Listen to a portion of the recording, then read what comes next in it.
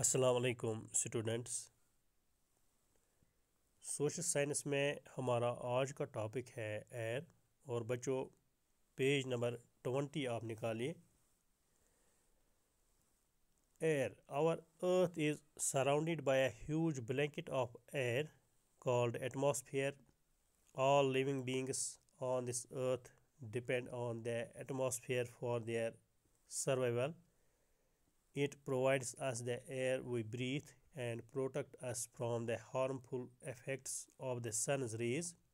Without this blanket of protection, we would be baked alive by the heat of the sun during day and get frozen during night. So it is this mass of air that has made the temperature on the earth livable. बच्चों, अर्थ जो है जिस पर हम रहते हैं, जिस पर हमने अपने मकानात बनाए हैं, जिस पर जो हमारा होम है, इसके इर्द गिर्द जो है, इसके इर्द गिर्द है एटमॉस्फेयर, ब्लैंकेट ऑफ एयर। एक ब्लैंकेट ऑफ एयर है, एक चादर है एयर की, जिसको कहते हैं एटमॉस्फेयर। जितने भी लिविंग बीइंग्स हैं, चाहे हम हैं, चाहे एनिमल्स हैं, प्लांट्स हैं, तो हम सब डिपेंड करते हैं इस एटमॉस्फेयर पर। इसी की बदौलत हम ज़िंदा रह सकते हैं अर्थ पर। वो कैसे? It provides as the air. ये एटमॉस्फेयर हमें क्या प्रोवाइड करता है? एयर, जो हम ब्रीथ करते हैं, जो हम सांस जब हम लेते हैं तो हम एयर जो है ये हम ब्रीथ करते हैं। और इसके अलावा एयर क्या करता है, ये एटमॉस्फेयर क्या करता है? It protects us from the harmful effects of the sun's rays. Sun में जो ये हार्मफुल रेज निकलती है, वो हार्मफुल रेज जो है, इन हार्मफुल रेज से हमें ये एटमॉस्फेयर बचाता है। ये इन हार्मफुल रेज को हम तक पहुँचने नहीं, ये एटमॉस्फेयर हम तक उनको पहुँचने नहीं देती, उन हार्मफुल रेज को जो सन से निकलती है। तो without this blanket of protection we would be baked alive. अगर ये ब्लैंकेट ऑफ प्रोटेक्शन नहीं होगा एटमॉस्फेयर का, तो क्या हो सकता है कि हम पक जाएंगे, हम पक सकते हैं, यानी कि हम जल सकते हैं। तो जो ये ब्लैंकेट ऑफ प्रोटेक्शन है, यह एक ये डिफेंस करता है हमें इन रेज से जो सन से निकलती है, हार्मफुल रेज, हीट जो सन से निकलती है। तो अगर ये ब्लैंकेट ऑफ प्रोटेक्शन नहीं हो तो क्या हो सकता है? तो दिन में हम पक सकते हैं, जल सकते हैं, और रातों में क्या हो जाएगा, हम फ्रीज हो जाएंगे नाइट्स में। So it is this mass of air, ये इसी एयर की बदौलत है कि that has made the temperature on the earth liveable, जिसने टेम्परेचर रखा है लिवेबल, यानी कि ज़िंदा रहने के काबिल एक माहौल बना रखा है इस अर्थ पर। तो वो कैसे है? वो इस ब्लैंकेट ऑफ प्रोटेक्शन के ज़रिए, यानी कि एटमॉस्फेयर के ज़रिए ये सब चीज़ें हैं अर्थ पर कि ये लिवेबल है। इसके बाद है composition of the atmosphere. Composition of the atmosphere, ये एटमॉस्फेयर जो है ये किन चीज़ों से मिलकर बना है, यही हमें अब पढ़ना है। Do you know that the air we take in while breathing is actually a mixture of many gases? Nitrogen and oxygen are the two gases which make up the bulk of the atmosphere. Carbon dioxide, helium, ozone, argon, and hydrogen are found in lesser quantities. Apart from these gases, tiny dust particles are also present in the air. तो बच्चों, जब हम सांस लेते हैं, when we take in while breathing, when we take air while breathing, it is actually a mixture of many gases। ये जो है ये mixture of many gases है, यानी कि इसमें काफ़ी gases होते हैं। ये खाली एयर नहीं होता, ये एयर जो है ये बना है मिक्सचर ऑफ मैनी गैसेस, बहुत सारे गैस से मिलकर ये बना है एयर। तो कौन कौन सी गैस हैं? Nitrogen and oxygen are two gases which make up the work of the atmosphere. Atmosphere में जो ज़्यादा मकदार में, ज़्यादा क्वांटिटी में गैसेस है वो है बच्चों नाइट्रोजन एंड ऑक्सीजन। ये एटमॉस्फेयर में मतलब ज़्यादा अमाउंट में है, ज़्यादा इसकी मकदार ज़्यादा है एटमॉस्फेयर में। और इसके अलावा जो बाकी गैसेस हैं, carbon dioxide, helium, ozone, argon and hydrogen are found in lesser quantities. तो जो ये बाकी गैसेस हैं जैसे कि कार्बन डाइऑक्साइड है, हीलियम है, ओजोन, एर्गॉन, हाइड्रोजन वगैरह, तो ये लेसर क्वालिटीज़ में है, यानी कि इनकी तादाद कम है। अलबत्ता जो ज़्यादा क्वांटिटी जो है दो गैसेस की वो है नाइट्रोजन एंड ऑक्सीजन। इसके अलावा apart from these gases tiny dust particles are also present in the air. इसके अलावा डस्ट के टिनी पार्टिकल्स, छोटे छोटे पार्टिकल्स भी इस एयर में मौजूद होते हैं। तो यहाँ पर बच्चों एक पाई चार्ट दिखाया गया है। The pie chart gives you the percentage of different constituents of air, figure 4.1। आप देख सकते हैं पेज नंबर 20 है ये। तो इस पर जो ये पाई चार्ट दिया गया है फिगर 4.1, इसके ज़रिए से हमें समझाया गया है कि कौन सी गैस कितनी है एयर में। तो कार्बन डाइऑक्साइड पहले जो सबसे ज़्यादा जो है वो है नाइट्रोजन, 78% एयर में। नाइट्रोजन जो है वो है 78% एयर में। बच्चों 78% जो है वो है नाइट्रोजन, यानी कि सबसे ज़्यादा गैस जो एयर में है वो कौन सी गैस है? वो है नाइट्रोजन, 78%। इसके बाद जो सेकंड नंबर पर आता है वो है ऑक्सीजन। ऑक्सीजन जो है बच्चों वो है 21%। तो हमने अभी पढ़ा कि nitrogen and oxygen are two gas which make up the bulk of the atmosphere, यानी कि नाइट्रोजन एंड ऑक्सीजन जो है ये वो दो गैसेस हैं जिनकी मकदार ज़्यादा है एटमॉस्फेयर में। इसके बाद जो है बाकी गैसें हैं जैसे कि कार्बन डाइऑक्साइड है, ये है 0.03%, एर्गॉन 0.93%, ऑल अदर गैसेस जो है वो है 0.4%। तो कुल मिला के बनता है फिर ये 100%। Nitrogen is the most plentiful gas in the air. Nitrogen जो है ये मतलब काफ़ी तादाद में है, इसकी मकदार जो है वो ज़्यादा है एयर में। When we inhale, we take some amount of nitrogen into our lungs and exhale it। बच्चों जब हम सांस लेते हैं तो हम कुछ मकदार लेते हैं नाइट्रोजन की भी अंदर जिस्म में, और हम जब और फिर क्या करते हैं? एक्सेल इट, यानी कि बाहर नोज़ की मतलब हम अंदर लेते हैं सांस, तो फिर इसको बाहर निकालते हैं। But plants need nitrogen for their survival. और जो प्लांट्स हैं उनके लिए क्या ज़रूरी है? उनके लिए ज़रूरी है nitrogen gas. They can not take nitrogen directly from the air. वो नाइट्रोजन डायरेक्टली प्लांट से नहीं ले सकते हैं। Bacteria that live in the soil and roots of some plants take nitrogen from the air and change its form so that plants can use it. Bacteria जो है जो soil में होता है, और रूट्स जो है कुछ प्लांट्स के, तो वो क्या करते हैं? They take nitrogen from the air. वो नाइट्रोजन लेते हैं एयर से एंड चेंज इट्स फॉर्म, और उसकी फॉर्म वो बदल देते हैं सो that plants can use it. तो उस तरह से फिर वो प्लांट जो है वो इस गैस का इस्तेमाल कर सकते।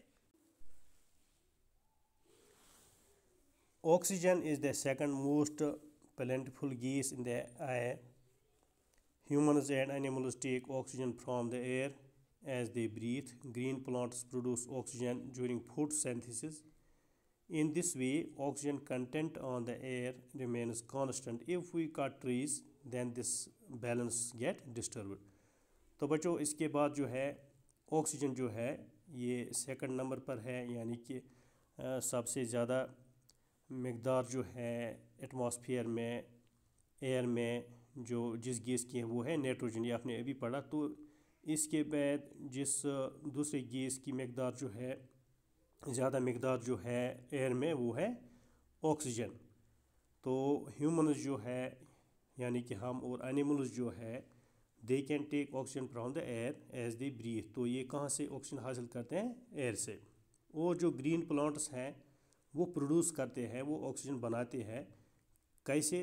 फोटोसिंथेसिस के ज़रिए। In this way oxygen content in the, तो इसके ज़रिए से जो बैलेंस रहता है, oxygen content in the air remains constant, बराबर रहता है। If we cut trees then this balance get, जब हम प्लांट्स कट करते हैं, ज़्यादा से ज़्यादा पेड़ काटते हैं, तो जो ये बैलेंस है ये डिस्टर्ब होता है, ये कांस्टेंट नहीं रहता।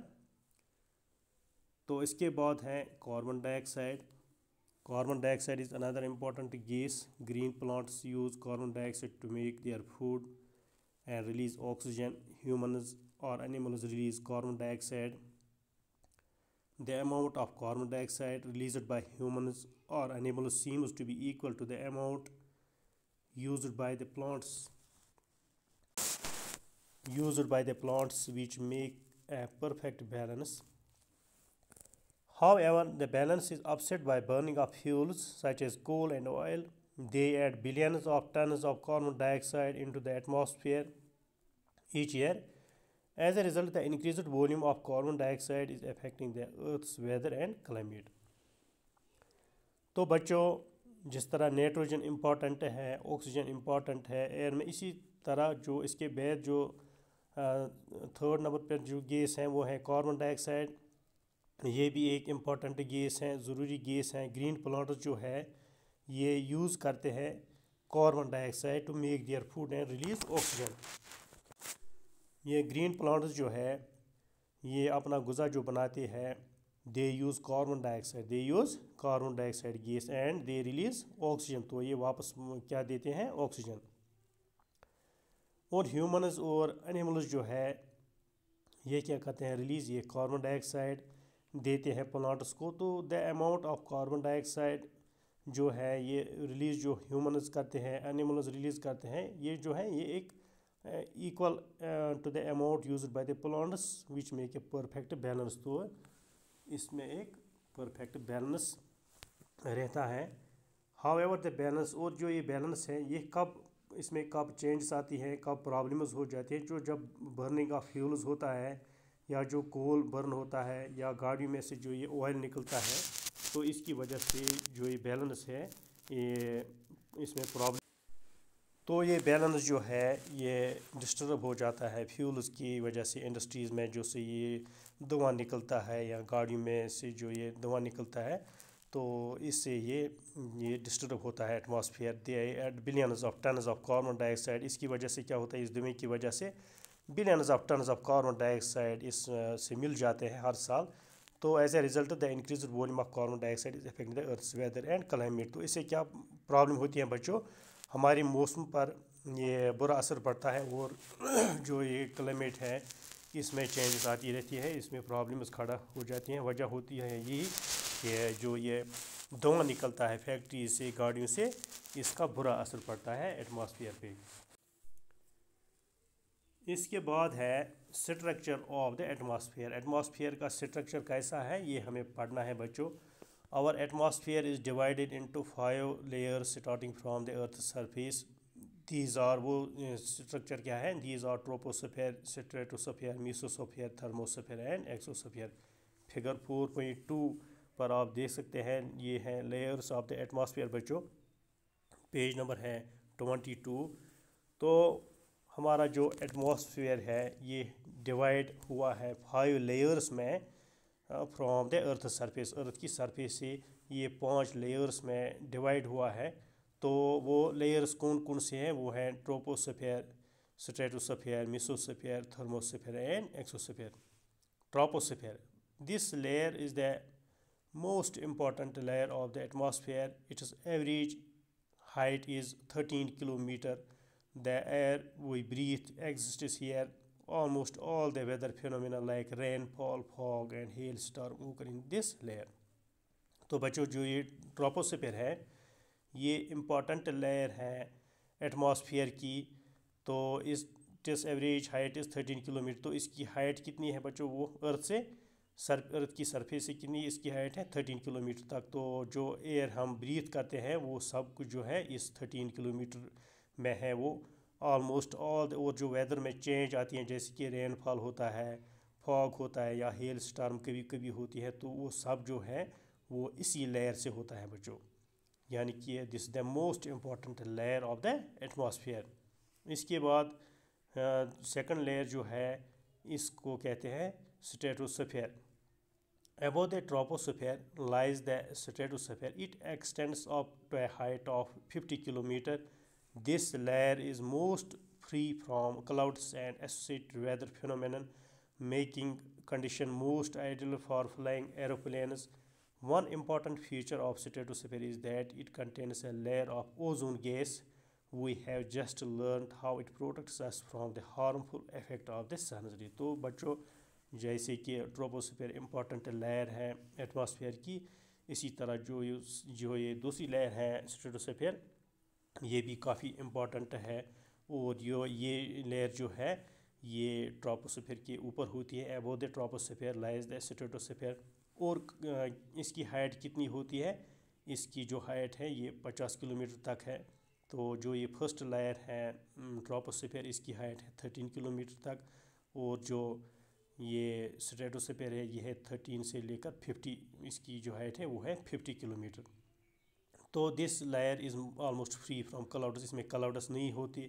और ये इसमें ऐसी कंडीशन होती है कि जो एरोप्लेन्स फ्लाई करते हैं, उड़ते हैं हवा में, जो उड़ते हैं ये एरोप्लेन्स, तो ये लेयर इसी लेयर में उड़ते हैं वो।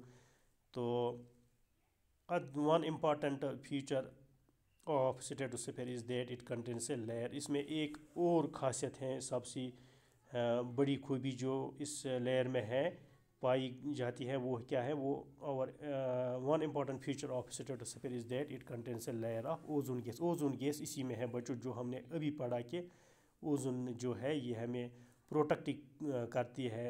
सन रेज जो है harmful effects of sun rays से हमें ये प्रोटेक्ट करते हैं ये लेयर। तो we have just learn how it protect us from the harmful effect of the sun rays. इसके बाद जो थर्ड लेयर है इसको कहते हैं mesosphere. This is the third layer of the atmosphere. तो बच्चों ये जो है मेसोस्फीयर ये है थर्ड लेयर। जिस तरह फर्स्ट लेयर जो है उसको कहते हैं ट्रोपोस्फीयर, सेकंड लेयर जो है stratosphere, both are important both. तो इसके बाद जो है थर्ड लेयर जो है इसको कहते हैं मेसोस्फीयर। तो जो ये मेसोस्फीयर है ये third layer of the atmosphere है।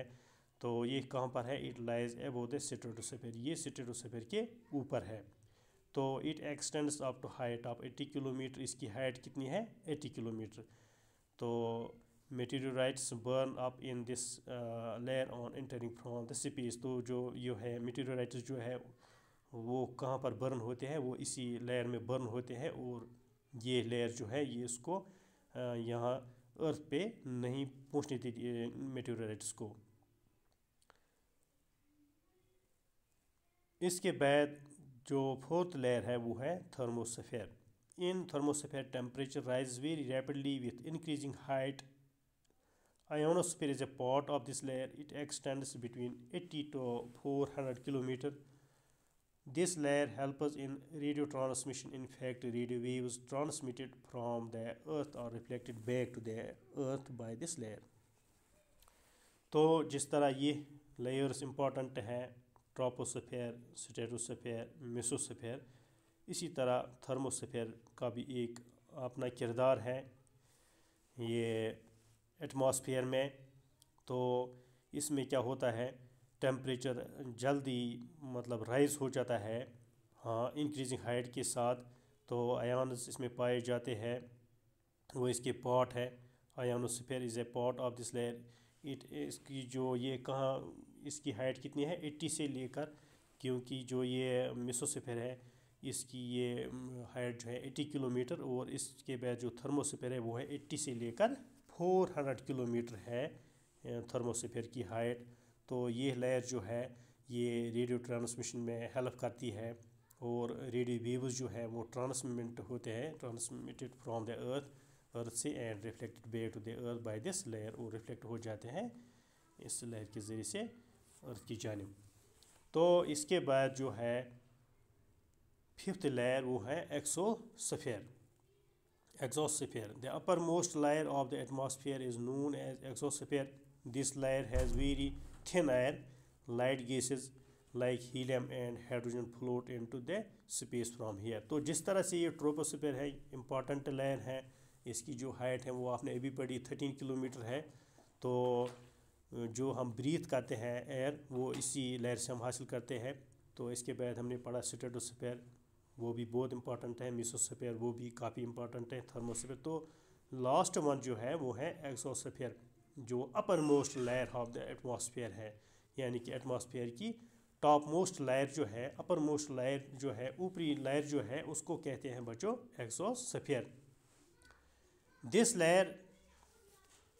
Layer is has very thin air. इसमें एयर काफ़ी थिन होता है। लाइट गैसेस हैं इसमें, लाइट जैसे कि हीलियम है, हाइड्रोजन है, वो क्या करते हैं, float into the space from here, वो स्पेस में फ्लोट करते हैं एक्सोस्फीयर में।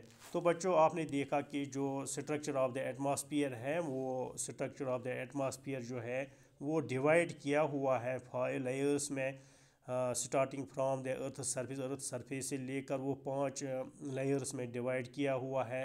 और वो 5 लेयर्स जो है वो है troposphere, stratosphere, mesosphere, thermosphere and exosphere. तो आपने जाना जो ये लेयर्स है ये सब जो है अपनी अपनी जगह जगह पर इम्पॉर्टेंट है। जैसे कि ट्रोपोस्फीयर आपने देखा कि ये मोस्ट इम्पॉर्टेंट लेयर है एटमॉस्फेयर की, काफ़ी मोस्ट इम्पॉर्टेंट लेयर है। इसकी जो एवरेज हाइट है वो है 13 किलोमीटर। तो आपने ये इसमें जाना कि जो एयर हम ब्रीथ करते हैं, एनिमल्स जो ब्रीथ करते हैं, हम ह्यूमन्स जो ब्रीथ करते हैं, तो वह हम इसी लेयर से हासिल करते हैं। और ये रेनफॉल जो होता है, फॉग, हेल स्टॉर्म वगैरह, वो इसी लेयर से होता है। किस लेयर से? ट्रोपोस्फीयर। तो इसके बाद आपने ये भी दूसरी लेयर देखा। आप यहाँ पर देख सकते हैं, यहाँ पर लेयर्स ऑफ द एटमॉस्फेयर की फिगर की तरफ आप देख सकते हैं।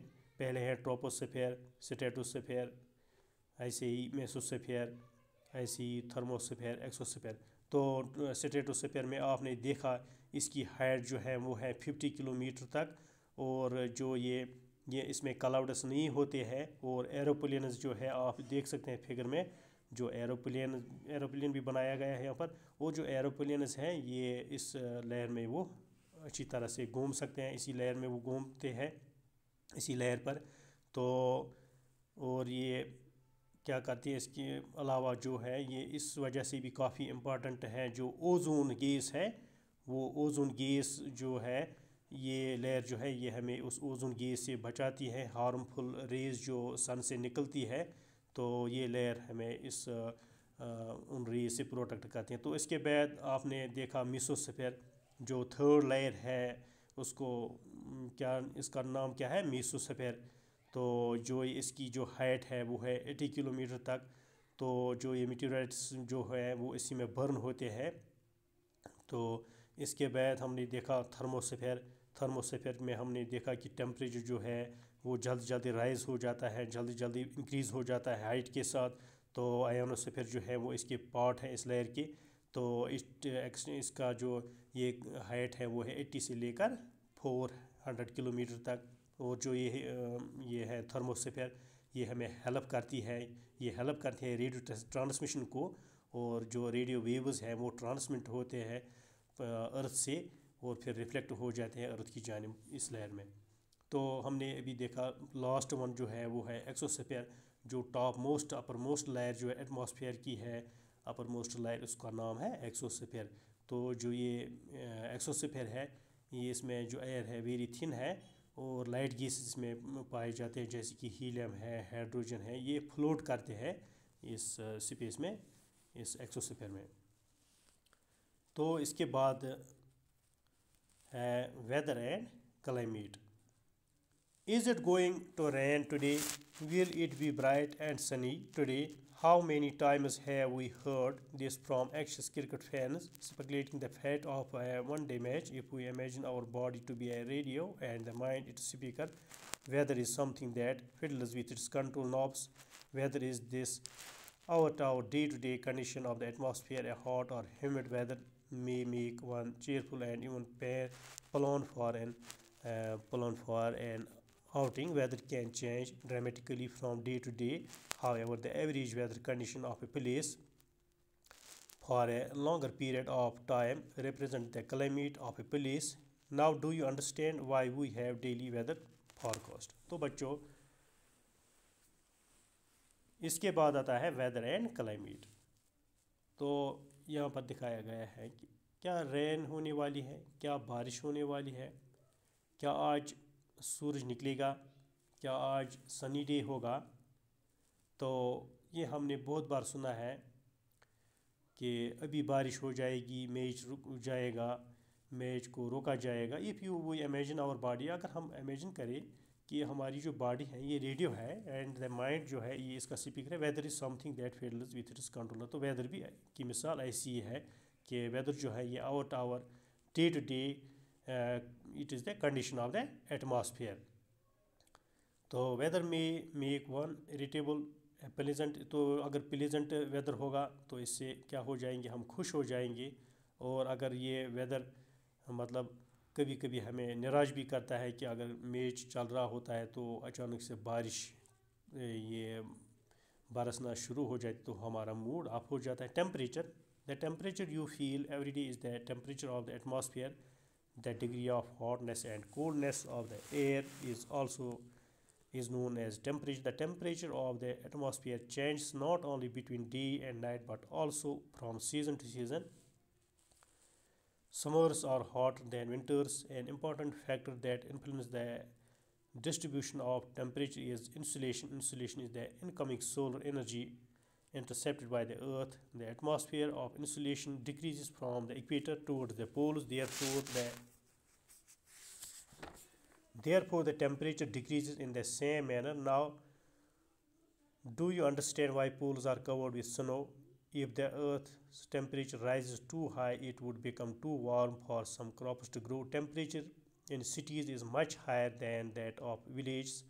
The concrete and metals in building and the asbestos of roads gets heated up during the day. This heat is released during the night. Also, the crowded high-rise buildings of the cities trap the warm air and thus raise the temperature of the cities. तो बच्चों, temperature जो है जो हम हर दिन महसूस करते हैं is the temperature of the atmosphere. तो एक्चुअली क्या है, ये टेम्परेचर ऑफ द एटमॉस्फेयर का टेम्परेचर। तो जो डिग्री ऑफ हॉटनेस है और कोल्डनेस जो है एयर की, तो इसको कहते हैं बच्चों टेम्परेचर। यानी कि degree of hotness and coldness of the air is called temperature. Temperature इसी को कहते हैं degree of hotness and coldness of air. तो the temperature of the atmosphere change not only between day and night but also from season to season. ये ऐसे ही नहीं है कि टेम्परेचर जो है ये इसमें चेंज आती हैं डे एंड नाइट में, डे में एक टेम्परेचर तो नाइट में दूसरे, but also from season to season में इसमें चेंजेस आती है। Summers are hotter than winter. जैसे कि समर्स जो होती है ये विंटर से गर्म होते हैं। जैसे कि आज विंटर चल रहा है तो आज ठंडी है, तो जब समर्स आएंगे तो समर्स जो है वो हॉट होंगे, गर्म होंगे विंटर से। An important factor that influences the distribution of temperature is insulation. तो जो इम्पॉर्टेंट फैक्टर है that influence the distribution of temperature, जो डिस्ट्रीब्यूशन ऑफ टेम्परेचर जो है इसको डिस्ट्रीब्यूशन जो इम्पॉर्टेंट फैक्टर है इसमें टेम्परेचर में वो है इंसुलेशन। इंसुलेशन इज़ द जो है ये इनकमिंग सोलर एनर्जी है, जो सोलर से जो ये सन से ये एनर्जी आती है। Insulation is the incoming solar energy intercepted by the earth. The amount of insulation decreases from the equator towards the poles. तो पोल्स की जानिब जो हो ये इंसुलेशन होता है ये डिक्रीज हो जाता है। Therefore the temperature decreases. तो टेम्परेचर क्या हो जाता है, इससे डिक्रीज हो जाता है in the same year. Now do you understand why poles are covered with snow. तो इसी की वजह से जो पोल्स पर है ये स्नो रहता है, स्नो होता है क्योंकि टेम्परेचर डिक्रीज होता है वहाँ पर। तो if the earth's temperature rises too high it would become too warm for some crops to grow. तो जब अगर अर्थ पे टेम्परेचर राइज होगा, टू हाई होगा, तो क्या हो सकता है, it would be too warm for some. तो ये क्रॉप्स के लिए प्रॉब्लम हो जाएगी, too warm for some crops to grow. तो क्रॉप्स ग्रो नहीं हो सकते अगर टेम्परेचर ज़्यादा राइज हो जाएगा। तो यहाँ पर दिखाया गया है कि सिटीज़ में टेम्परेचर क्यों ज़्यादा होता है विलेजेस की निस्बत। तो वो ऐसा है बच्चों, जो बिल्डिंग्स है, सिटीज़ में जो बिल्डिंग्स होती है उनमें आयरन का इस्तेमाल, वो आयरन से बनी होती है। और जो ये रोड्स है उन पर जो तारकोल होता है, तो इस वजह से क्या होता है, the heat is release during the night, तो नाइट में ये हीट रिलीज़ हो जाती है। Also the crowded high-rise buildings of the cities trap the warm air and thus raise the temperature of the cities। तो जो सिटीज़ में जो ये क्राउडेड सिटीज़ होती है, जहाँ पर आबादी बहुत ज़्यादा होती है, तो वहाँ पर जो बिल्डिंग्स होती हैं वो ट्रैप करती हैं वार्म एयर को। तो और फिर इसके बाद क्या हो जाए, उनकी वजह से भी फिर ये टेम्परेचर में काफ़ी ये टेम्परेचर इंक्रीज़ हो जाता है, हाई हो जाता है। Air pressure. You will be surprised to know that air above us presses us with a great force on our bodies. However, we do not even feel it. This is because the air presses us from all directions and our body exerts a counter pressure. Air pressure is defined as the pressure exerted by the weight of air on the Earth's surface. As we go up the layers of atmosphere, the pressure falls rapidly. The air horizontally The air pressure is highest at sea level and decreases with height. Horizontally, the distribution of air pressure is influenced by temperature of air at a given place. In areas where temperature is high, the air gets heated and rises. This creates a low pressure area. Low pressure is associated with cloudy skies and wet weather. In areas having lower temperature, the air is cooled. It is therefore heavy. Heavy air sinks and creates a high pressure area. High pressure is associated with clear and sunny skies. The air always moves from high pressure areas to low pressure areas। तो बच्चों air pressure जो है, तो यहाँ कहा गया है कि यू विल बी सरप्राइज, आपको हैरानगी होगी, ताजुब होगा, to know that air above us presses us with a great force. Air जो हमारे ऊपर जो एयर है, तो ये क्या हमें करता है, it presses us with a great force.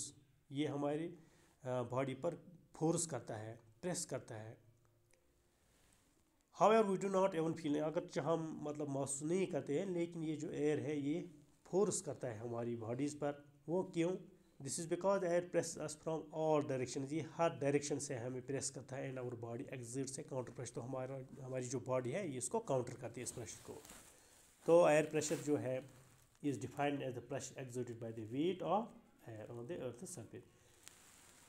जब हम ऊपर जाते हैं, as we go up the layers of atmosphere, जब हम इन जो एटमॉस्फेयर की लेयर्स हमने अभी पढ़ी, तो जब हम उन लेयर्स के ऊपर जाते हैं तो क्या हो जाता है, द प्रेशर फॉल्स रैपिडली। तो ये प्रेशर जो है ये फॉल्स रैपिडली, मतलब ये डाउन हो जाता है, कम हो जाता है। The air pressure is highest at sea level. Sea level पर ये एयर प्रेशर होता है ये हाइस्ट होता है, एंड डिक्रीज विथ हाइट। और जो जब हाइट पे जाते हैं तो धीरे धीरे ये प्रेशर जो है ये डिक्रीज़ हो जाता है, ये कम हो जाता है। तो in areas having lower temperature the air is cold. और जिन एरियाज़ में टेम्परेचर जो होता है लो रहता है, तो वहाँ पर एयर जो है वो कोल्ड रहता है, ठंडा होता है। इट इज़ देयरफॉर हैवी, तो इस वजह से ये क्या होता है, वजनी होता है, हैवी होता है। तो हैवी एयर क्या करता है, sinks and creates a high pressure area. High pressure is associated with clear and sunny skies. तो इससे क्या होता है, हाई प्रेशर से क्लियर स्काई होता है and sunny skies. Sunny skies मतलब सूरज वहाँ पर सनी होता है, सनी स्काइज होते हैं। The air always moves from high pressure area to low pressure area. तो एयर जो है ये हर टाइम ऑलवेज मूव करता है from high pressure to low pressure. इसके बाद है wind. The movement of air from high pressure area to low pressure area is called wind. You can see wind at work as it blows dry leaves down the pavement of roots or uproots trees during a storm. Sometimes when the wind blows gently, you can even see it blowing away smoke or fine dust. At times wind can be so strong that it is difficult to walk against it.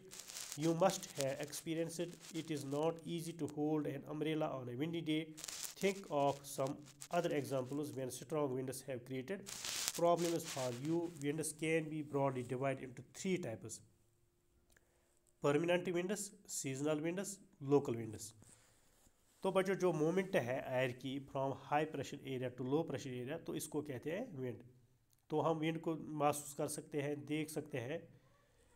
जो dry leaves होते हैं जब ये गिरते हैं, या uproots trees during a storm, जब storm आती है तो ये पेड़ पौधे निकल आते हैं, उखड़ जाते हैं।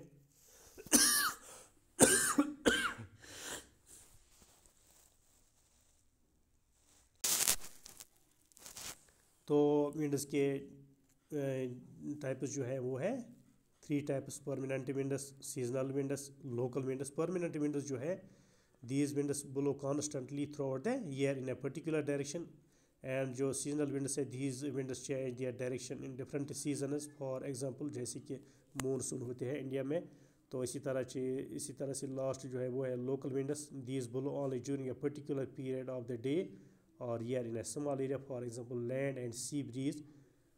Do you recall the hot and dry local wind of northern plains of India? It is called a loo.